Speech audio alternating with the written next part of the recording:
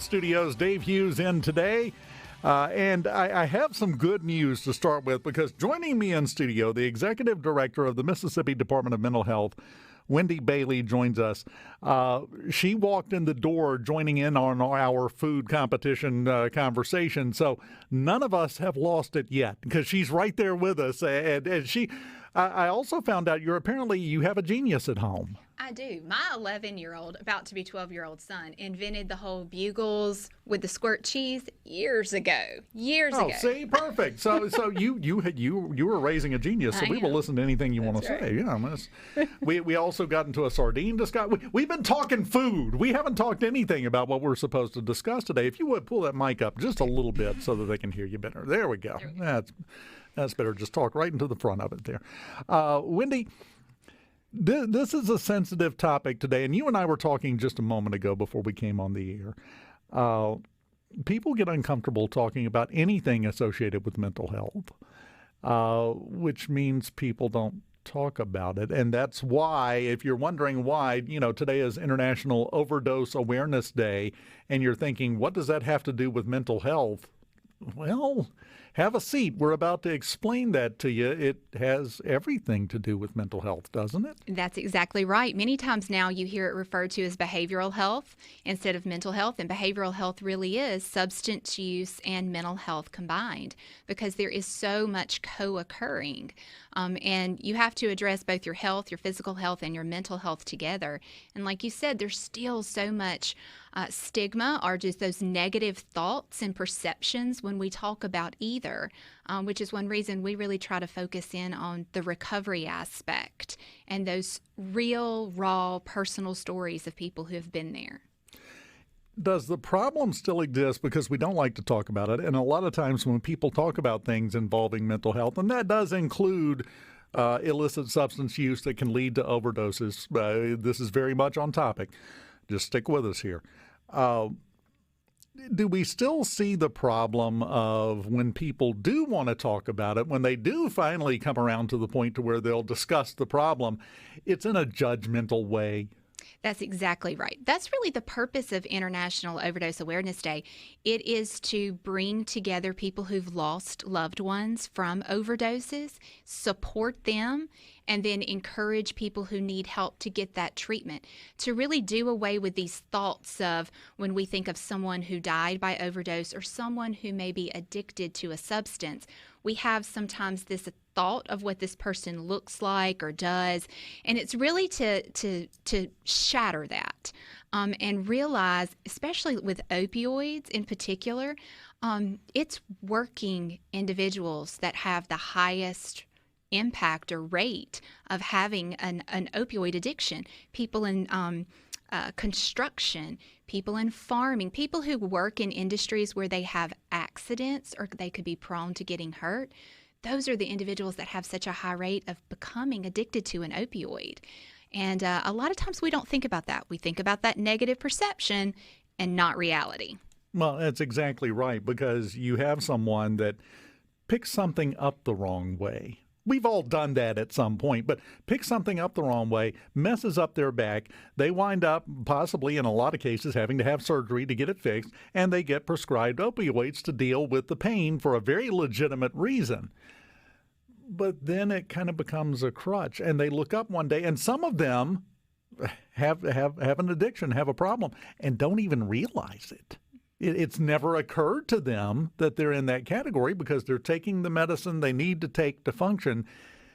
But still, it's an addiction at that point, and you have to be careful because that can lead to an overdose and other problems in your life that aren't even an overdose, but almost as impactful in a lot of ways. That's exactly right. And that's one reason we try to do it's really three things that we focus on. One, treatment being available when you need it, so access to treatment. Awareness and making sure that people understand the impact of opioids, how to avoid that addiction, what to do if you do have an addiction or you suspect that your family member may be.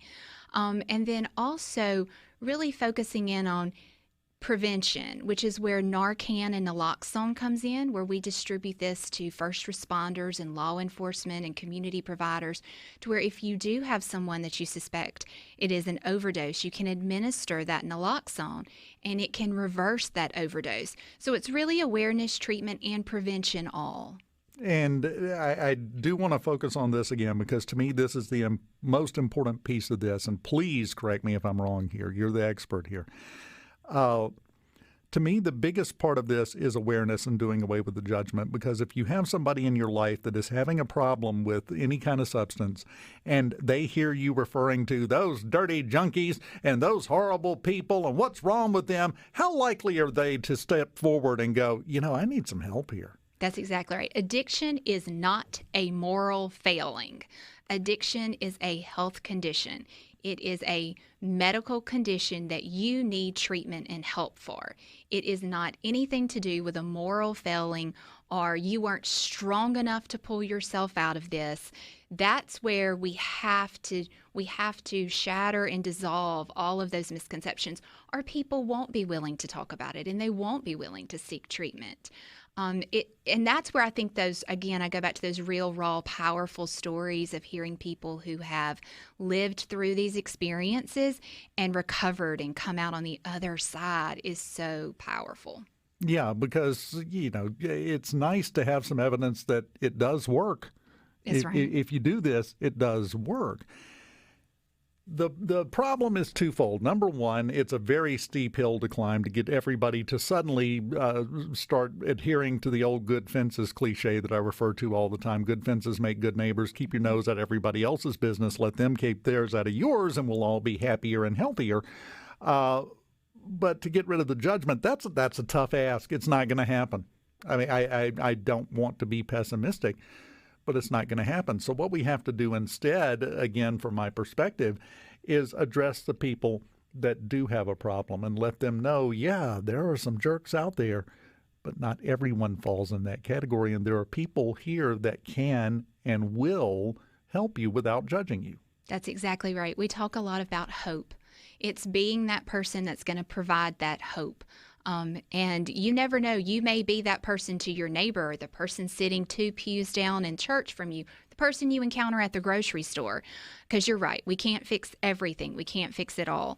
But you can provide hope to someone who desperately needs it. I got a slightly off-topic question here. Executive Director of the Department of Mental Health.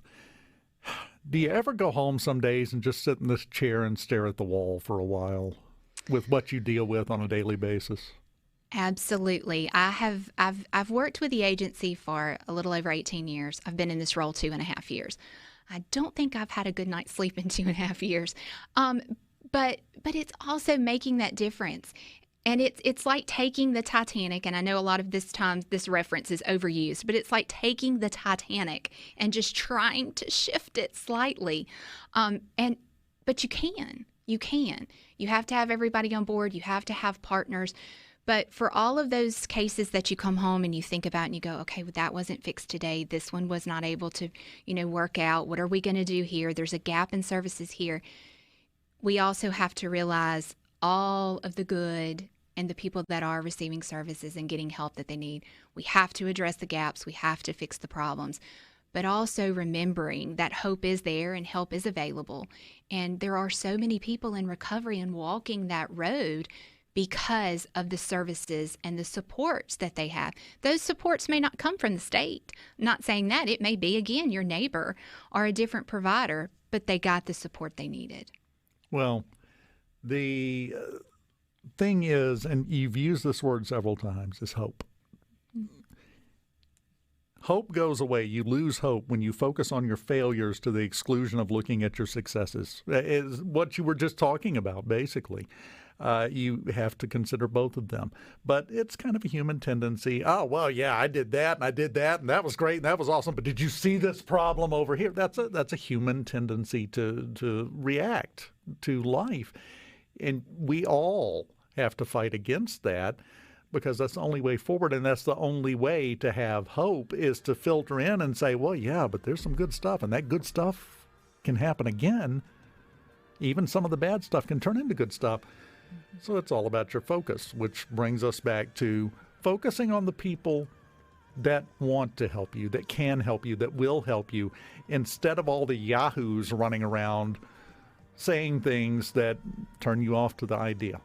That's right. That's my thought. 4,600 people received residential treatment just this past year and stepped forward on their road to recovery. And that's just in the community mental health centers programs, not statewide. 4,600. That is awesome. Wendy Bailey with us, the Executive Director of the Mississippi Department of Mental Health. We will continue with her when we continue on Middays live in the Element Wealth Studio. This is a heck of a bumper choice to come back with Wendy. Wendy Bailey, Executive Director of the Mississippi Department of Mental Health, with us here on Middays in the Element Wealth Studios. Dave Hughes here. Before we get back into the conversation, I don't know if you've noticed I can get wound up about this topic, but I got something from the C Spire text line. No names involved, but I just want to read what it says, okay? Because this is going to sound familiar to you, and I want it to be something that becomes a familiar sound to other people. I've been clean for 23 years. If I make it to November 24th, you will. I didn't grow up and decide I want to lose almost everything I have and become an addict hooked on painkillers. That's a common story. Very common. And the narrative that we push out that people that have a problem, have an addiction, are horrible people makes this problem so much worse and so much harder to fix. That's right. That's exactly right. 95% of the people who are addicted to an opioid are working age. And that's one reason it's not a choice you make. You don't wake up in the morning and say, I'm going to become addicted to painkillers today. Most of the time, it is to somehow either treat pain that you are receiving. Just in 2022, there were enough opioids prescribed in the state of Mississippi that 77% of all Mississippians could have a prescription. So it's something you're prescribed, or in some cases, as with any type of addiction, it could be a coping mechanism for you for maybe something like depression or anxiety, which is why it's so intertwined and related. But it's not a decision that you wake up, just like he or she said, I'm going to lose everything I have. I'm going to put everything I have on the line that I love, and I'm going to choose this pill over what I love. That's not how it works. Well, and I mentioned this at the beginning of the show, and you want to talk about coming to you from a weird angle. Here we go, Wendy, buckle up. And I'm going to get into it again later in a different capacity, but everyone knows about the term the placebo effect. Nobody fully understands why it works, but we gave it a name and said, well, that's good. Now it's got a name, we can ignore it and move on. That functions in a lot of different ways with the human mind, and one of them is what you're talking about. For some people, it's an addiction not necessarily to the painkiller. It's the addiction to having the comfort of having something that you're taking and allows you to get your mind in a different place. It's a crutch. In a very physical way. It has nothing to do with the chemicals involved, with the formula. It's just, in some ways, the process. That's my feeling on it anyway. That's right. And one thing that we're seeing more and more of, maybe that you're taking that tablet for that feeling, but there's counterfeit pills everywhere, and some of those are laced with fentanyl. And fentanyl's 50 times more deadly than heroin. So there's a lot of times accidental overdoses as well, because you are consuming something different than what you think you are consuming. And that's a problem that we're seeing, and we're seeing more and more of that as well. Well, the fentanyl, every time we see another drug bust, it was enough fentanyl to kill half of America in That's that right. one. And they're not lying. That's just how potent this stuff is. That's right. We were talking about Narcan and naloxone. One reason that we also give it to law enforcement and first responders is not for them only to respond to someone in the community. Absolutely want that. But they can pull someone over on the side of the road, encounter fentanyl in a car, touch it, and overdose. I mean, they need it for their safety as well. You got something else on the C Spire text line here. They say, it's a choice to take the drugs and it's a choice to get help. And I can kind of get on board with that, but at the same time, there comes a time that it's no longer a choice to take the drugs for some people, isn't it? That's right. Brain chemistry is definitely involved, and it can become an addiction and overwhelming. That's why you do need people surrounding you that encourages you to make that choice to get help. That is right. To get help is a choice. And help encouraging people to encourage others to do that. You know, we have a whole Stand Up Mississippi campaign, and it's around opioid prevention. And one of the focuses is workplace. It's a workplace initiative. And that is for when you do have people who've had injuries, and maybe they're going out in workers' comp, or they're having to take they've been prescribed a painkiller, an opioid, that they can know early on and be able to recognize, and then also encouraging those businesses and workplaces to support them as well, to connect them with treatment if they need it, not just to terminate someone, because it is a choice, but it's a choice to get help, but you really need people around you supporting you for that as well. And support in this case, would you say it's not necessarily overt, as in they come to you and say, "Oh, I think I need some help," and you go, "Yes, good, go get it." Talking about if they're around you and you're talking about somebody else that got help, and you go, "Hey, I can't believe they would do that. They've ruined their lives," and start off on that. Well, you're either enabling or disabling their ability to make that choice for themselves and influencing them. That's right. It really does go back to that hope. You have a choice too, and you can make that choice to be that person to provide that hope and encourage that person to get that help. We need a little more positivity. I agree. I think that's probably the best way to put it. It might take squirt cheese and bugles to do it, but we can get there. There's nothing wrong with that. No, there's not. I wish you'd have brought some with you. We should have had this conversation in advance, and then we would have snacks now. Could have been prepared. Yeah. Next time. We gotta work on it.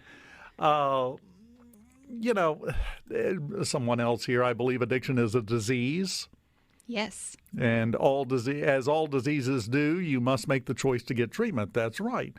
We all know somebody that will have a disease of some other type, a horrible physical, medical problem, and they don't want to go to the doctor. I'll sleep it off. I'll walk it off. I'll rub some dirt on it and walk it off. It's the same thing. It is. And to that comment, actually, it is a choice to get treatment. But let me say this. If you have heart pains and you make the choice to go to the emergency room and to get treatment and get help, you're not going to have people around you who you work with, who you socialize with go, they've got a heart condition. But if you have an addiction issue and you go into treatment, it's not the same reaction. So it's also how all of us respond to that person who's making that choice to get that help. Yes, 1,000,000%. I agree with that. And that's part of the problem overall with dealing with mental health issues. Nobody wants to talk about it. Everybody's afraid to talk about it. When they do talk about it, it's always with negative connotations, which does nothing but make the problems worse, not better. We have to learn how to be more accepting and more positive and more supportive, even and especially, I would say, when we don't think anybody's listening. You're exactly right. Even when we go in high schools and junior high schools and talk, we talk about the fact that if you break your arm or your classmate breaks their arm, you're going to check on them. You're going to call them. You're going to text them, social media. You may stop by their house. But if they tell you that they are having thoughts of suicide or they're dealing with depression or they're dealing with anxiety, what is your reaction? It's not the same. It goes even to you get sick, someone from your church brings you a casserole. They make sure you're taken care of. But you're struggling with depression or addiction or anxiety or bipolar or schizophrenia or thoughts of suicide. It's looked at differently, unfortunately, and that's what we have to change. And I do think there's been progress made, but we still have far to go. There's your slogan, by the way. You just came up with it. Casseroles for mental health. Casseroles for mental health. Mental health problems deserve casseroles, too. You're exactly right. They do. They do. Yeah, we look at these things Health differently. Condition. And I think, and we talked about this before we came on the air, I ultimately think that's why we seem to have a problem getting our feet under us when it comes to funding for mental health programs around the country, including here. Because even in the legislature, even in every aspect of society, we don't want to talk about it. That's it's right. uncomfortable. We don't. I have a dear friend who she shares her story, and she's incredible. Her name's Sandra. And she will tell you that, 40 years ago, 50 years ago, when she first went into Mississippi State Hospital, she was told there was no hope for her. There was no recovery. She was going to be in an institution for the rest of her life. That is not where we are today. But there are still people who have that mindset and that thought process of that is what mental health is. That is what mental illness is. And it's not. She's working, living in the community, retired, has children. I mean, wonderful, functioning, successful person providing hope to others. That is what a person with mental health has. When the engine in your car starts missing, do you go get the spark plugs checked or just trash the whole car? That's right. That's literally what we're talking about here. And I don't think it's talked about enough that way, because people need to understand how much of an impact they have on everybody around them. And again, most especially, the people they don't even know they're having any impact at all on. They're listening, they're watching, they're hearing, because it's relevant to them. So, of course, they're very interested in anything you have to say along those lines. Can you hang on for just a few more minutes? Absolutely. Fantastic. Wendy Bailey, we got to get some Vienna sausage. Welcome back. SuperTalk Mississippi live in the Element Well studios, and getting dangerously close to reaching the point where it could be described that I am actually holding Wendy Bailey hostage, because she's still here. And I made her stay. So, Executive Director of the Mississippi Department of Mental Health. But this is such an important topic. And on International Overdose Awareness Day, it's a great excuse, basically, to focus on a lot of these things. I want to go back to the text line. And this is the main reason I asked you to stick around, because we got some people texting in, and I want to give you a chance to weigh in on this and to get this out. Here's one said, I'm currently walking through this. Was prescribed Xanax for anxiety during my divorce. Had back surgery a month ago and had tramadol prescribed. No one told me it was an opioid. I can believe that. Most of the time, a lot of times, they don't even tell you what it is. They just say, here, you need to take this for the pain, and then send you on your way. Says, now I'm in trouble and in the process of getting help. It's real, and it sucks. That is not an odd, unusual story. It is not. And it is, he or she did a beautiful job in explaining that and in typing that text, because that's real. That is occurring daily. And thankfully, they're getting help. And that's the hope there. That's the brightness. But you're right. A lot of times people are taking something that they don't even realize that it can become addictive. And they're taking it for the right reason, the prescribed reason. They're following the prescribed dosage. That again goes back to there's not this mold of a person who is addicted. It is a disease, and it does happen. And it can happen to you, and it can happen to me. Absolutely. So I appreciate him sharing that story. Yeah. And I have no indication. There's no name here. I don't know if it was a he or a she or whatever. But yes. And let me just say this. I think it's important that people that go through these kind of things, that have a story to tell like that, tell that story. The instinct, because of the way people act, is to keep it to yourself. But that story can inspire somebody else to get the help they need before they wind up, the focus of Overdose Awareness Day. We don't want that. We want to avoid that completely. And it always comes back to say something, doesn't it? It does. Speak out. Speak out. Speak up. Stand Up Mississippi. That's the name of the campaign. Stand up. If that person's willing, we've got a website, standupms.org, and there is a section on there for recovery stories. And you can actually type in your recovery story and submit it to us, and you can tell us not to use your name or to use your name, and we can use that in social media and help spread those, recovery stories, those real stories. So absolutely, stand up, speak out, tell your story. And it goes right along with what we say all the time in regards to Homeland Security and law enforcement. If you see something, say something. Well, if you have something, say something. If you experience something, say something. because it does have another effect. Yes, you're going to inspire other people. They're going to hear that story right there and go, oh, and the light will go on. But it also helps you to tell that story, doesn't it? Absolutely. It is. We have what are called certified peer support specialists in our state. And it's individuals who are on their road to recovery, both mental health and substance use. And they go through a training and they use their own personal lived experience to help others. And they will tell you that every time they help someone else, they are helping themselves as well.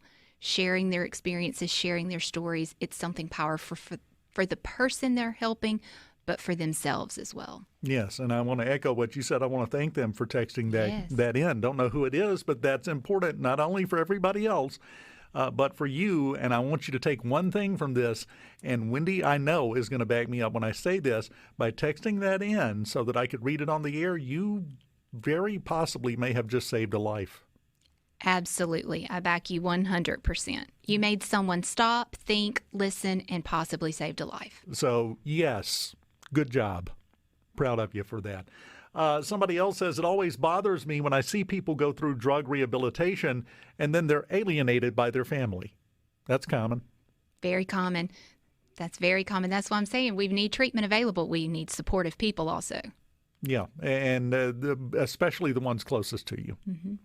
Because, I'm sorry, your family, your closest friends since kindergarten, they carry more weight in someone's world than just their coworker. That's right. They do. And you can't also think, okay, my family member just went through treatment, and if they relapse, that's not a sign of weakness. You can't give up on them after one time. I mean, this is something that it is that's why it's called a road to recovery.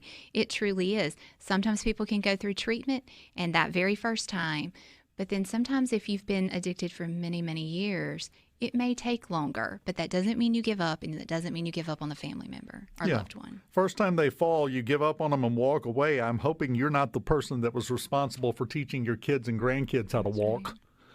Right. You don't just go, well, I gave you a shot, but forget it now. No. Really?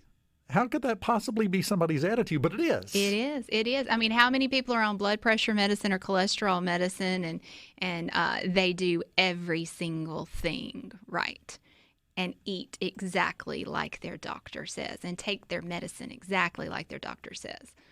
It's reality. And there's stuff all through history in other areas. Who was it? Rhino? I think it was the guy that invented CrossFit, or the guy that invented jogging that died like at 56, something like that. Those are not exact numbers. I don't have it in front of me as usual. Something just popped in my head. But you can do everything right and still have things go wrong. That's right. And it's hard to remember that sometimes. We have to all remember that. Opioid clinics, I'm going to say that word correctly the first try eventually, Wendy, just thanks for sticking with me here. Opioid clinics make it hard for a person to transition off of the opioids and onto medical marijuana, for example. Maybe referring to medication-assisted treatment, MAT, medication-assisted treatment. We only have about 5, maybe 6 clinics across the state. So it is sometimes difficult to drive that distance or get that treatment that you need if you are being put on another type of medication as opposed to the opioid. Got a text in from the person that texted earlier saying that they were going to be 23 years clean November 24th, saying, what I've learned is to help that person but never enable that person. And there is a very definite line between those two things. Absolutely. There is a difference in helping someone, encouraging them to get help and supporting them, and enabling them. Absolutely. And the first instinct is to just try to make the problems go away, and that's the easiest path. And I think we all are mature enough by now to realize the easiest way is usually not the way you want to go. That's right. You got to go over the hard path. You got to go over the hard ground to get to somewhere worth being. We say all the time that the road to recovery is not linear. You're going to have ups and you're going to have downs. It is not a linear path, but it is a path worth taking. there's a lot of misconception to avoid things like this. And again, it's International Overdose Awareness Day. Opioid ODs are a problem. They're a big problem. But we have a tendency in today's society to look at every problem as if it is attached to a big, shiny, silver on-off switch, and fixing it is just as simple as flipping that switch to the right side. Number one, nothing's that simple. But number two, especially this. I think probably it would be a little bit closer of trying to draw an exact replica of the Mona Lisa on an Etch-a-Sketch while writing a tilt-a-whirl. That's the simplicity of fixing some of these problems sometimes. Was that a bad analogy? No, that's a great analogy. That's how simple it is. And they keep varying the speed on the tilt-a-whirl. And sometimes somebody walks up and bangs on the side and says, "Are you done yet?" That's what these patients face when they're trying to fix this. That's why they need all the support they can get. And it's a much bigger problem than I think people realize. We are talking every 11 minutes in the United States, someone dies from an overdose, an opioid overdose. Every 11 minutes. We lost 358 lives last year. Now, that was a decrease from about 491 in 2021. But still, we lost 358 lives last year. Those were brothers, sisters, children, moms, dads, loved ones, neighbors, 358 people who we did not need to lose. We lost in our state to opioid overdose. 358 people. The number of those that we needed to lose was zero. Zero. None of them deserved it. A lot of them didn't ask for it. Most of them didn't ask for it. It was never a life goal to wind up on that list. But here we are. And the first step starts with everybody changing the way they look at this, I think. Wendy, I've held you hostage long enough. I've enjoyed it. I'm going to turn you loose onto the world. I'm going to go get some bugles and some squirt cheese. Watch out, everybody. There's a ray of sunshine headed your way. It's Wendy Bailey, Executive Director of the Mississippi Department of Mental Health, on Middays. Final segment of the show on the way next. Keep it here.